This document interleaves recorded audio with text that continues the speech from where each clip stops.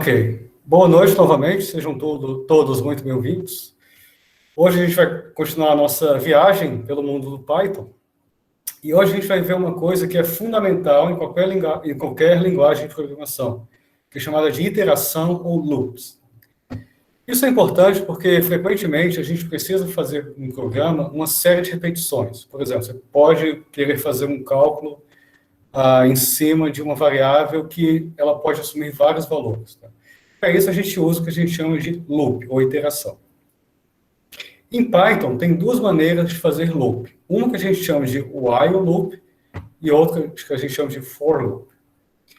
No caso do while loop, qual é a sintaxe? Se você ver, a sintaxe ela é bem parecida à sintaxe do if, da condição.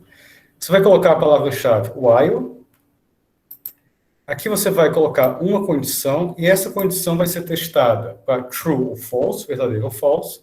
E se essa condição for true, o que está dentro desse bloco aqui vai ser executado. Então, veja, note que a sintaxe é bem semelhante ao if. While, condição, dois pontos. Aqui, aqui embaixo eu coloco dando um espaço em relação ao while, geralmente 4 espaços, e tudo que tiver alinhado com esse espaço vai ser executado. Esse while, ele vai fazer essa repetição até que essa condição seja falsa. Então, ele vai entrar aqui, vai executar o comando e vai voltar para cá. E vai testar de novo. Se continuar sendo true, vai entrar, vai fazer qualquer coisa que você tenha mandado ele fazer e vai testar de novo, e assim por diante. Tá? Uma coisa que você tem que ter cuidado quando faz esse tipo de loop é você não entrar num chamado loop infinito. Se você colocar uma condição que sempre vai ser true, que sempre for satisfeita, você nunca vai sair desse loop. Vai chamar de loop infinito. E aí, para parar esse programa, só fazendo o que a gente chama de força bruta. Por exemplo, no Linux, você faz isso apertando as teclas Ctrl+C. E aí você interrompe o programa. Vamos ver um exemplo para ficar mais claro. Então, suponha que você tenha definido uma variável num aqui e atribua a ela o valor 1, num igual a 1. E aí eu vou fazer o seguinte programa, palavra-chave while, ou seja, quando você coloca o while, o Python já entende que você quer fazer uma iteração, um loop, e aí eu vou colocar a condição aqui. A condição é while. E while quer dizer, como vocês sabem, enquanto. Então, enquanto esse número for menor ou igual a 5, 2 pontos, faça isso. Tá? Perceba o espaço aqui, que você tem que dar num while. Então, tudo que estiver alinhado a essa tabulação aqui vai ser executado. Então, enquanto o número for menor ou igual a 5, ele vai imprimir o número. Ele vai executar esses dois comandos. Vai imprimir o número e vai somar mais um. Tá?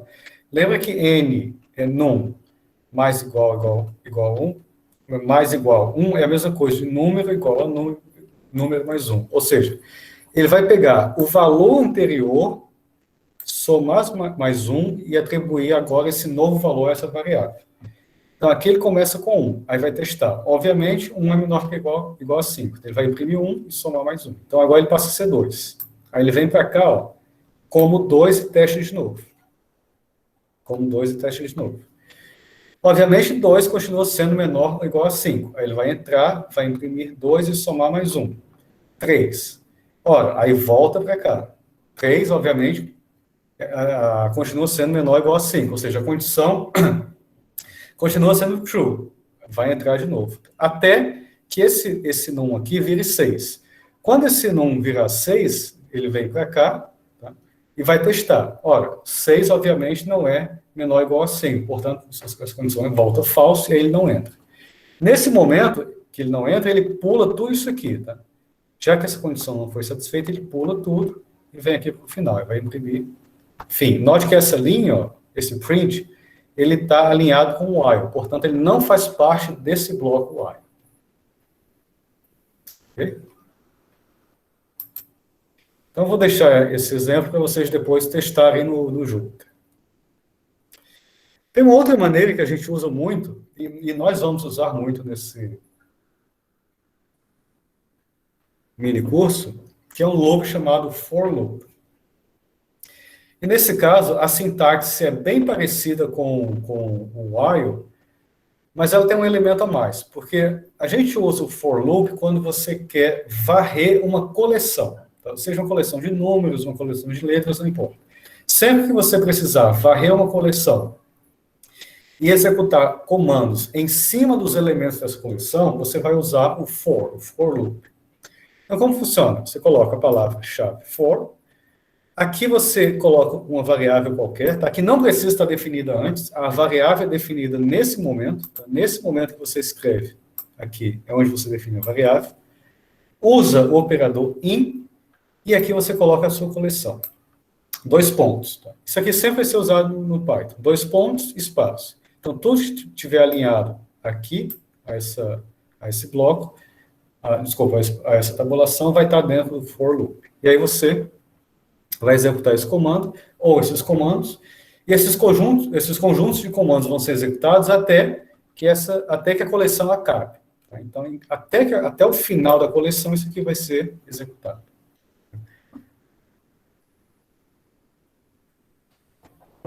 Então, por exemplo, vamos fazer esse exemplo aqui no Jupyter. Tá? For, a letra for, letter é a variável que eu defino. Tá? Então, que não precisa estar definida antes. Então, qualquer coisa, nesse caso aqui, que eu escrevo depois do for, ó, é a variável que eu vou definir. Tá? Nesse caso aí, eu defini uma variável chamada letter. Pode chamar de x, y, z, o que você quiser. For letter in. E aqui eu boto a coleção.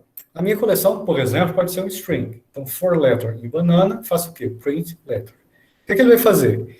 Essa variável letter, ela vai pegar, em cada interação, ele vai pegar cada caractere da palavra banana e vai imprimir cada uma delas. Tá? E no final, vai imprimir fim, e esse print aqui, nós está fora do for. Vamos fazer esse exemplo para ficar mais claro.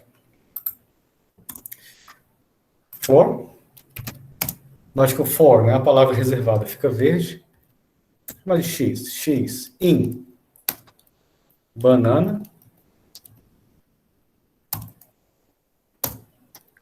print x.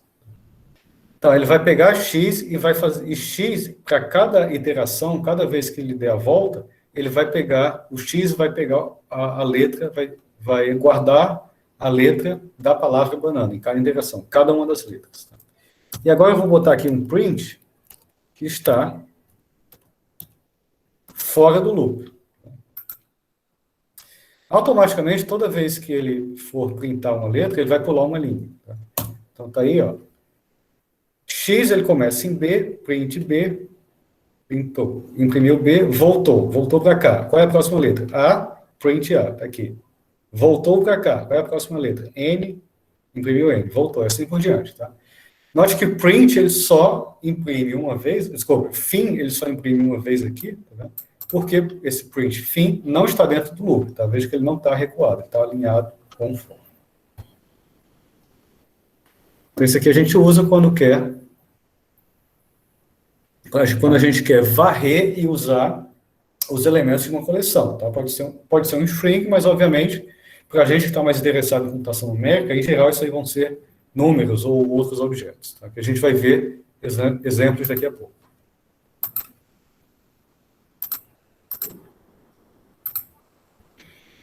Se você quiser, também você pode atribuir, você pode fazer esse mesmo for numa variável. Por exemplo, se você, no lugar de colocar banana, você define uma variável chamada fruta, como sendo banana, você usa a mesma sintaxe. For letter em fruta, ou seja, em banana, faça isso. Tá? Esse é exatamente o mesmo código. A diferença é que agora, no lugar de escrever explicitamente a coleção, você atribuiu essa coleção a variável e fez o for na variável. Tá? Fez o loop em cima da variável.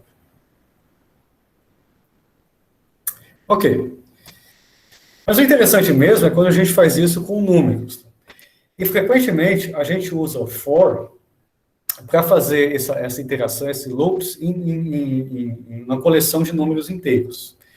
Então, o Python ele tem uma função muito legal para você gerar essa coleção de números inteiros, que é chamada range. Esse range, ele pode ter 3 entradas, ou seja, três formas de entradas. Quando você coloca no range aqui, no argumento dessa função range, um único número, digamos, por exemplo, 4, o que é que ele vai entender? Ele entende que você está querendo criar uma sequência de números que vai de 0 até 3 de 1 em 1. Então, range, de modo geral, range x quer dizer, crie para mim uma coleção de números que vai de 0 até x menos 1 de 1 em 1. Então, por exemplo, se o range 4, ele vai gerar 0, 1, 2, 3. Se você colocar um segundo argumento, digamos, range xy, ele vai entender que você quer criar uma sequência de x até y menos 1. Ou seja, se você colocar só x, ele vai entender, ou seja, só um número, ele vai entender que você quer que comece com 0. Se você quer que a sua sequência de números não comece com 0, você escreve assim, eu quero que comece em x e termine em y menos 1. No range, quando eu escrevo o último valor, eu estou dizendo que eu quero que termine naquele valor menos 1, ou seja, em y menos 1. E aí ele vai fazer a sequência de x e y num passo de 1 em 1. Mas a função range, ela pode ter também um terceiro argumento, porque agora você define qual vai ser o início, qual vai ser o fim e qual vai ser o passo.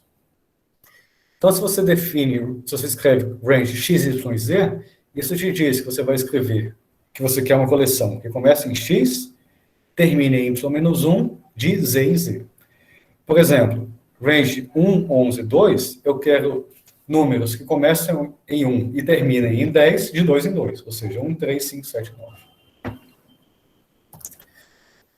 Então, vamos pegar esses dois exemplos aqui, ou esses três exemplos e fazer no Jupyter. Então, vamos lá. For e, tá? Note que range ele sempre produz inteiros, tá? In range 10 print i. Faltou aqui, ó, esqueci do dois pontos. Print i. Então aí, ó, ele gerou de 0 a 9, de 1 em 1. Tá? Note, novamente chama atenção para que esse print aqui, fim, não está no loop. Se eu fizer, por exemplo, de 1 a 10, tá, até 11, de 2 em 2, ele vai imprimir só os números ímpares. Tá? Se você quiser, você pode fazer uma ordem decrescente também. Vamos supor. 10, até 0, de menos 2 em menos 2. Tá? Ele vai gerar agora na ordem decrescente. Tá? Agora ele vai de menos 2 em menos 2. Então, você tem as opções. Todas as opções. Dependendo do seu problema, dependendo do código que você vai escrever, você vai usar uma opção ou outra. Então, você vai usar o que for mais conveniente. Se você quer uma sequência de inteiros, começa em 0 e vai até um certo valor, esse aqui já é suficiente. Tá? Esse aqui já é suficiente. Se você precisa especificar o passo, ou seja, se o passo não é de 1 em 1, aí você usa esse.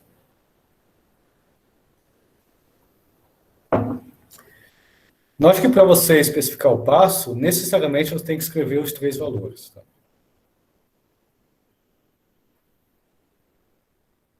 Ok. Agora vamos ver uma coisa mais legal. Tá? Vamos supor agora que você quer fazer um loop numa coleção e automaticamente você quer que um inteiro esteja associado a um elemento dessa coleção. O que eu quero dizer? Vamos supor que você tem aqui uma variável chamada nomes, e esse nomes é definido dessa forma. Isso aqui é uma coleção de nomes. Tá?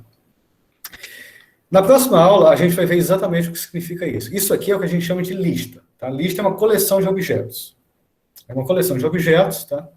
Que você escreve entre colchetes separados por vírgulas. Isso é uma lista. A gente vai ver com detalhes listas na próxima aula. Mas, por enquanto, que é o que a gente precisa, isso aqui é suficiente. Então, isso aqui é uma lista, uma coleção de nomes, ou de objetos. Agora, vamos supor que eu quero fazer um loop em cima dessa lista, sobre essa lista, mas eu quero associar um inteiro a cada elemento dessa lista. Para isso, o Python ele tem uma função chamada enumerate. O que é que ele faz? Qual é a sintaxe? Você vai escrever for i, tá? E a primeira você vai definir uma variável aqui, i, j, cal, isso aqui, que vai ser a variável que vai guardar o inteiro associado a cada entrada da coleção. Vírgula nm, que vai ser a variável que vai guardar os elementos dessa coleção.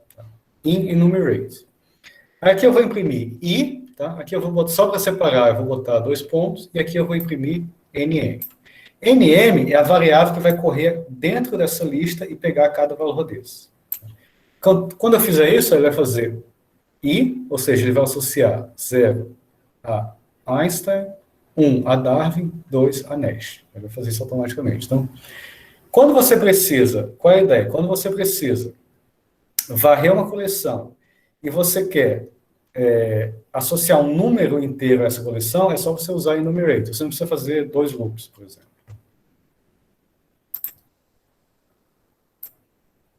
Vou fazer esse exemplo aqui. Ó. Esse exemplo está escrito aqui. 0 Einstein, 1 Darwin, 2 Nash. Automaticamente, ó, ele criou uma coleção que vai de 1 a 2 e automaticamente ele vai criar uma coleção de inteiros do tamanho da sua coleção original. E associou 0 à primeira entrada, 1 à segunda entrada, 2 à terceira entrada.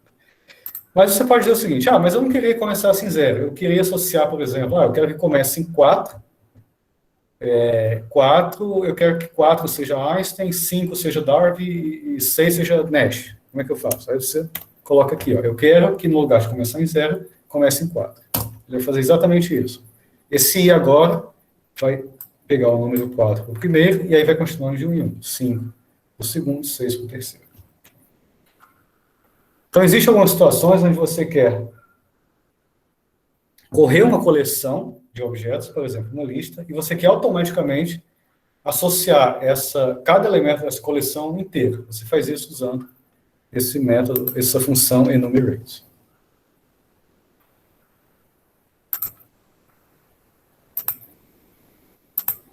Ok. E tem outro exemplo agora. Agora vamos supor que você não queira simplesmente associar um número inteiro a uma coleção, aos elementos da sua coleção, mas, por outro lado, você queira fazer um loop de uma vez só em duas ou mais coleções. Então, vamos supor agora que você tem 2 listas, A, Einstein, Darwin e Nash, e B, Físico, Naturalista e Matemático. Como eu faço para fazer um loop sobre essas 2 coleções de uma vez só?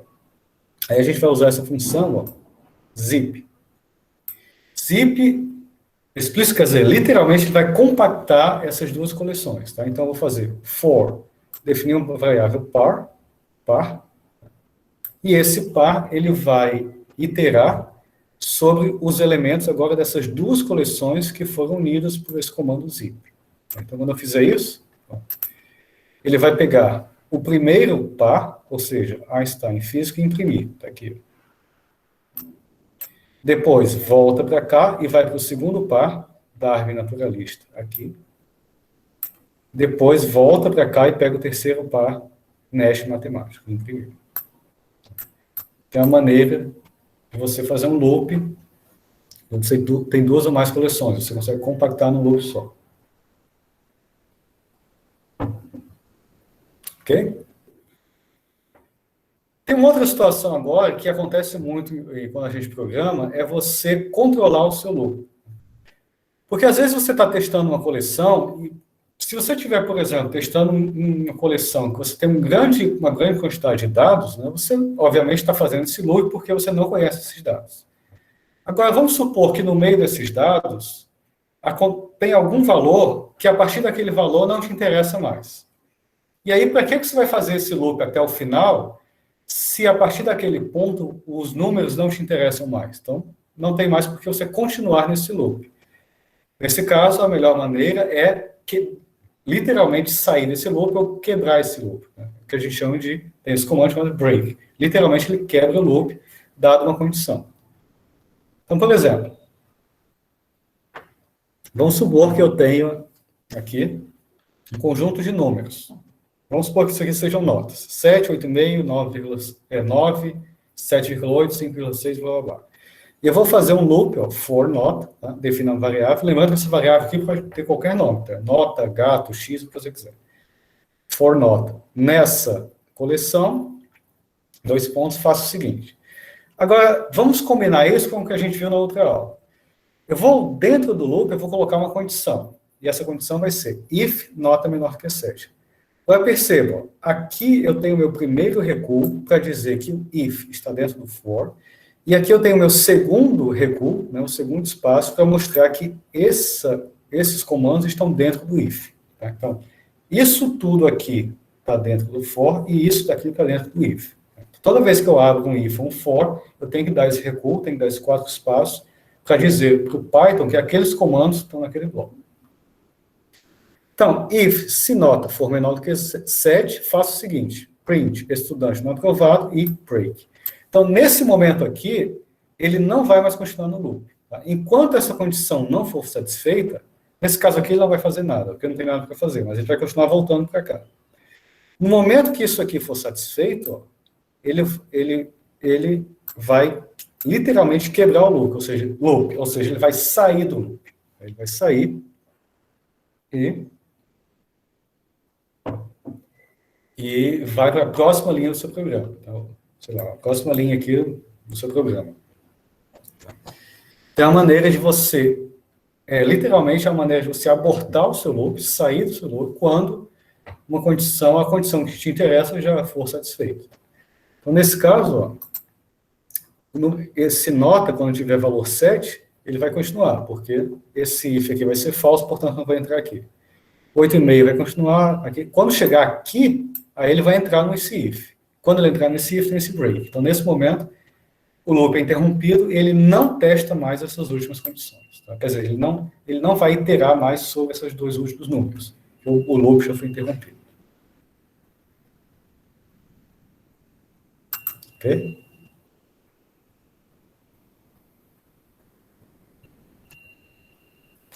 Ok. Agora, outro comando interessante.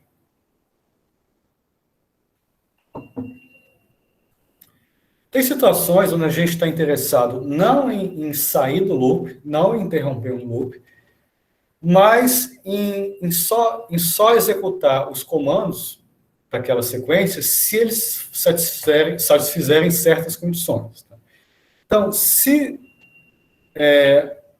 a variável tem um valor e esse valor não te interessa, só te interessa o próximo, você pode usar um comando chamado continue. Esse continue ele vai fazer exatamente isso. Ele vai continuar o seu loop, ele vai voltar para a próxima variável, para a próxima iteração, se uma certa condição não for feita.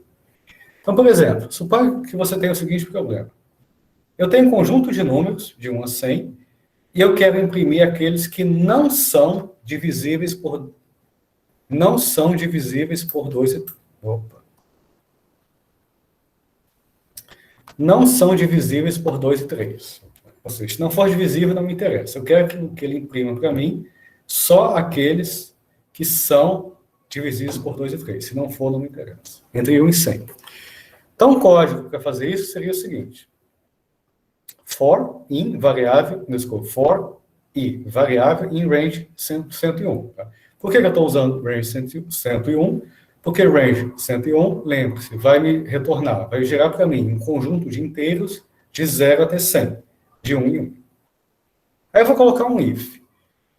Como eu quero que esse número não seja divisível por 2, eu vou colocar essa condição aqui, ó, if i porcentagem 2 igual a 0. Por que porcentagem? Se você lembrar na nossa primeira aula, isso aqui significa o resto da divisão.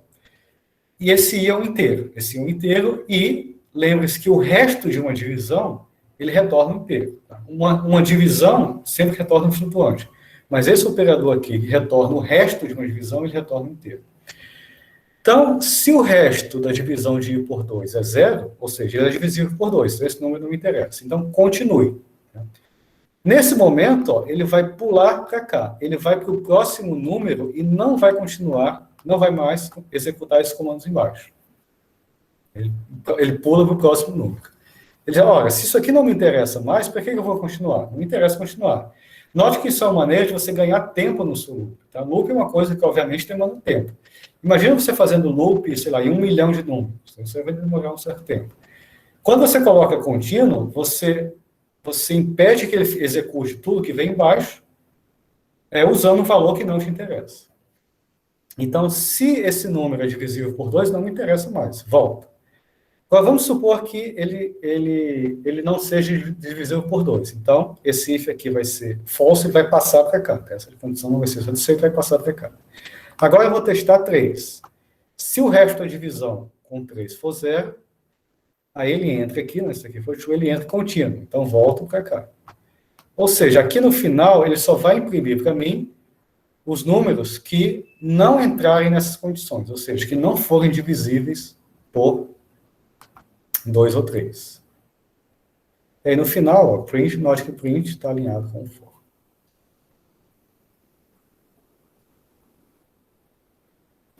Então, recapitulando, sempre que você tiver num loop, num for loop, e você precisar testar as variáveis, os números dessa coleção, e alguns deles não te interessam, ou seja, não te interessa mais fazer todo o comando que vem depois, se uma dada condição já não te interessa, aí você usa continue para ganhar tempo no seu loop. Tá? Volta para cá e não executa o resto, tá? Porque esse número aqui não me interessa mais.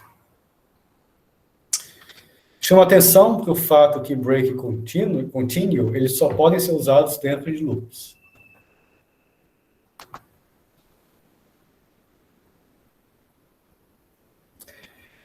Ok. Agora, em muitas situações, você vai precisar fazer loops dentro de loops. E aí, quando você faz um loop dentro do outro, você tem que ter cuidado com o espaçamento que você vai colocar em cada loop, para que o Python entenda que conjunto de comando pertence a qual bloco do loop. Então, por exemplo, vamos supor que você tem um loop for in range 3, ou seja, ele vai produzir um conjunto de números de 0 a 2, basicamente 0 com 2. Então, nesse recuo aqui, ó, esse comando print, ele está dentro desse primeiro loop, tá? Então ele vai imprimir aqui. No primeiro i, que é 0, ele vai imprimir i igual a 0. Agora, logo aqui, na segunda linha desse comando, que está dentro desse for, já tem um outro for. Tá? E agora, esse for vai correr inteiros que vão de 0 a 3. Então, esse comando agora está dentro desse for. E esse for está dentro desse for. Ou seja, tudo isso daqui, tudo isso,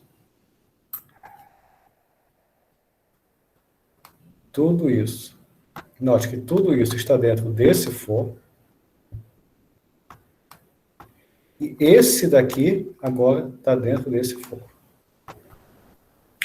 Então, o que ele vai fazer? Para cada valor de i, ele vai fazer um for em j, de 0 em 0, 1, 2 e 3. Então, você vai ter, para i igual a 0, ele vai percorrer 0, 1, 2, 3. Aí aqui, ó, ele vai sair desse segundo for, mas está dentro do primeiro. Então, aqui, ó, ele volta. Agora, para i igual a 1, vai imprimir de novo esse for interno, 0, 1, 2, 3. Imprimiu, saiu, imprimiu o segundo i, 1, volta agora para i igual a 2 e faz de novo. Ou seja, você tem esse for aqui dentro desse, para cada valor de i você vai correr o j. Deixa eu ver se eu digitei esse. Está aqui.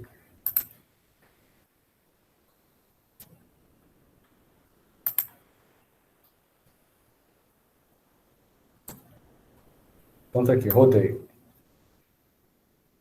Quando na primeira iteração, que é igual a 0, ele vai imprimir isso aqui, entrando no loop i igual a i igual a 0. Agora ele vai entrar, ó, aqui, para i igual a 0, ele vai pegar o primeiro j, que é j igual a 0. Vai imprimir essa linha aqui, ó, j igual a 0, e j igual a 0. Agora, ó, ele vai, nós que para cada i igual a 0, ele vai correr todos os j's. Então, i igual a 0, j igual a 0, i igual a 0, j igual a 1, i igual a 0, j igual a 2, i igual a 0, j igual a 3. Então, ele está fazendo esse loop interno. Agora acabou o loop interno, ele volta para o loop mais externo para correr o próximo valor de i. O próximo valor de i é 1. Aí vai fazer a mesma coisa. I igual a 1, j igual a 0, i igual a 1, j igual a 1 e assim por diante. Até acabar todo o loop, até encerrar essa coleção, que vai até 2. O último é i igual a 2 e j igual a 3. E j vai até 3. Então, quando a gente faz loop dentro de loop, só tem que ter cuidado com esse espaço, tá? Lembrado que toda vez que você coloca um for, você tem que recuar, E aqui você tem que ter cuidado, né? Se você quer um comando que não vai estar dentro do for interno, mas do for externo, você tem que ter cuidado para colocar esse comando alinhado com esse for. E se você quisesse colocar um fim em tudo, aí aqui você colocaria print. Tá? Eu estou usando print como exemplo, mas, obviamente, isso aqui seria, essa linha print fim, essa linha print fim, seria a continuação do seu programa. Ok? Alguma pergunta?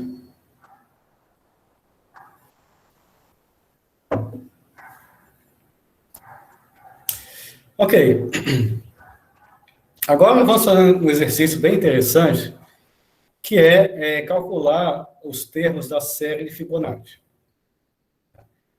Acho que a maioria de vocês conhece a série de Fibonacci, né? A série de Fibonacci é uma sequência de números, onde o primeiro é 1, o segundo é 1, e o terceiro, ele é a soma, a partir do terceiro, ele é a soma dos dois anteriores. Então, 1 mais 1, 2, 2 mais 1, 3, 3 mais 2, 5, assim por diante. Você sempre soma os dois anteriores para obter o número seguinte. Tá? É a famosa série de Fibonacci. Então, a gente vai escrever um programa agora que calcula os termos da série de Fibonacci para N termos. E N eu escolho. 20, se eu quero 20, 30, 1 milhão, você escolhe. Então, vamos escrever esse programa. Então, vamos começar com N igual a 20. Vou começar com N igual a 20, ou seja, eu quero imprimir 20 termos da série de Fibonacci. E vou definir as variáveis A e B como sendo 1. Tá? Isso aqui diz que A vai ser 1 e B também vai ser 1. Como os primeiros termos da série de Fibonacci são 1, como você está vendo aqui, antes de colocar no for, eu vou imprimir esse número 1 para indicar o número 1 para indicar que é o primeiro termo da série, 1. E esse primeiro termo vai ter valor A, que obviamente é 1. Print 2, eu vou indicar que esse aqui é o segundo termo da série, que tem valor B, que também é 1. Tá? Começa com 1. Agora, a partir do terceiro é só, ele é a soma dos dois anteriores. Aí também entrando aqui. A partir do terceiro, ele é a soma dos dois anteriores. Então, eu vou fazer um for. Tá? Agora, eu vou fazer um for em quê? Em range. Agora, esse range tem que começar no terceiro termo, tá? Porque os primeiros termos, o primeiro e o segundo, já coloquei aqui. Então, eu quero no terceiro termo. E ele vai até n mais 1. Por que n mais 1?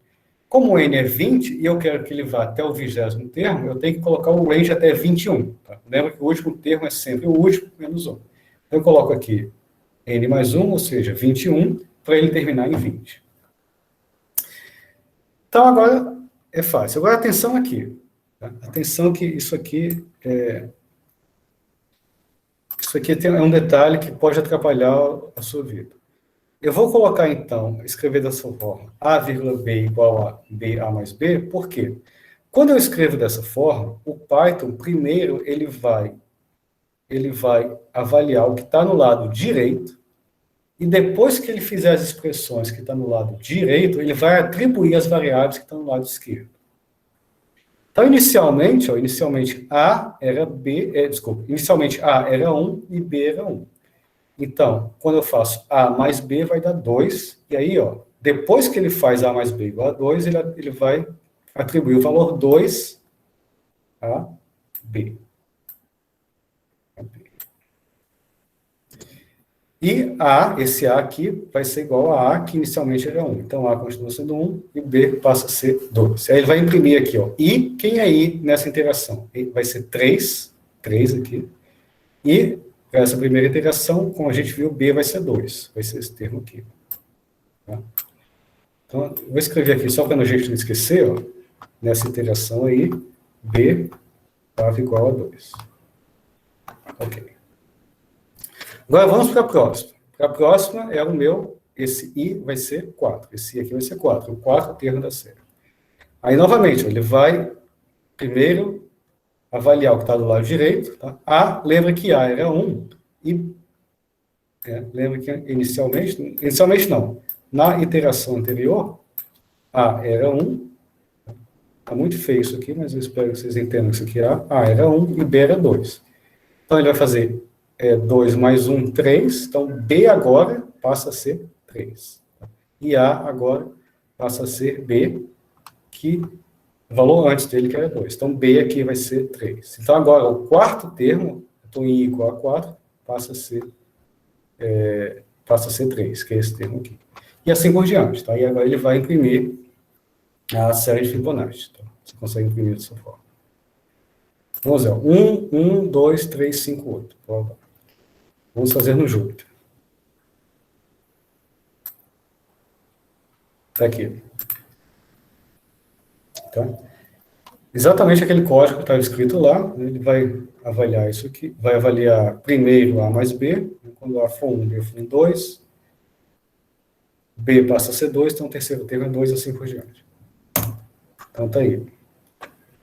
A nossa série, os 20 primeiros termos da série de Fibonacci. Tá? 1, 1, 2, 3, 5, 8, 13, 21. Você pode conferir aqui que cada termo desse é a soma dos dois anteriores. 5 mais 8, 5 mais 8, 13, 8 mais 13, 21, 13 mais 21, 24, e assim por diante. Agora, vamos supor o seguinte, ó. Vamos supor que você quisesse, não gostei desse formato, não. Eu não gostei desse formato, não. Vou fazer o seguinte, vou comentar. Tá? Dica para vocês, toda vez que você quiser mudar, testar alguma coisa no seu programa, não apague o que você fez antes. Tá? Comente e teste para você poder voltar à maneira que você escreveu anteriormente, caso não dê certo.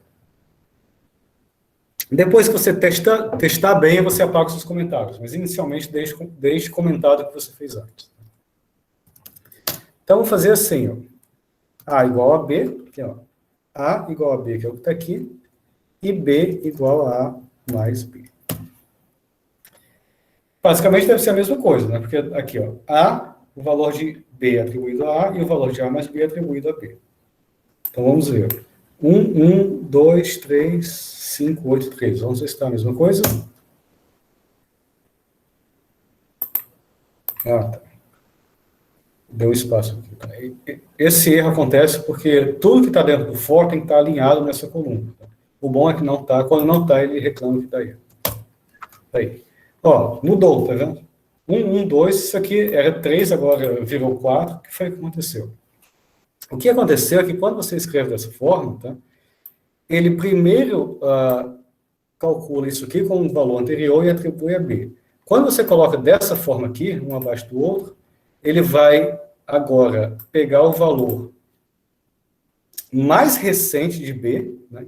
Mais recente de B, somar com o valor mais recente de A, e aí atribuir esse novo valor a B. Tá? Ou seja, agora, ele não, no lugar de fazer, de avaliar o que está direito, o que está do lado direito, primeiramente, ele avalia o que está do lado esquerdo. E aí, por isso que você não obtém o resultado correto.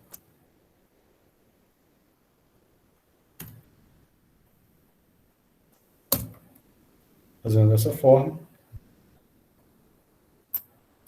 você restaura a série de Fibonacci original.